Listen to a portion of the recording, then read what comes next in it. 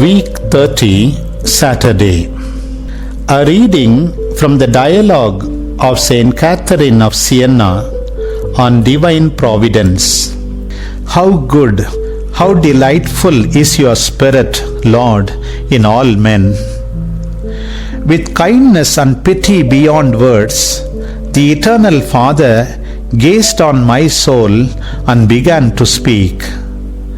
My dearest daughter, I am fully resolved to show mercy to the world and to provide for men under all circumstances.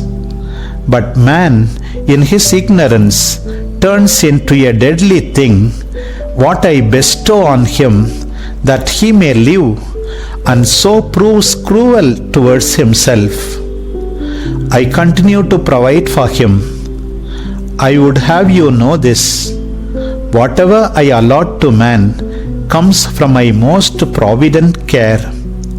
So it was that when I created man with providence, I looked into myself and was possessed by love for the beauty of my creature.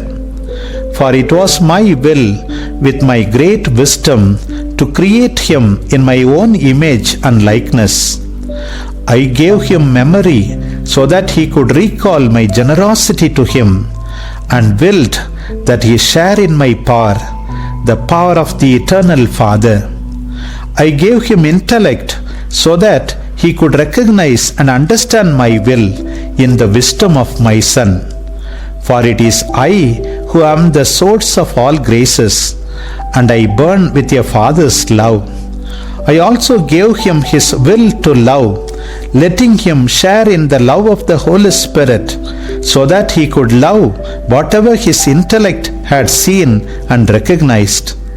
My tender providence worked thus only that he might be capable of understanding and enjoying me in the supreme joy of the eternal beatific vision. As I have explained to you before, heaven was closed by the disobedience of Adam, the father of your race. From his disobedience, all the evils of the whole world flowed.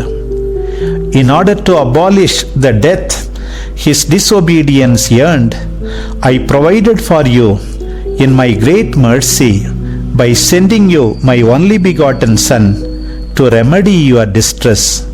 I laid on him the burden of disobedience so that mankind would be saved from the poison which Adam's disobedience released on the world. Possessed by love, in true obedience, he hastened to meet a shameful death by shedding his sacred blood. Through his holy death, he gave you life by the power of his divinity.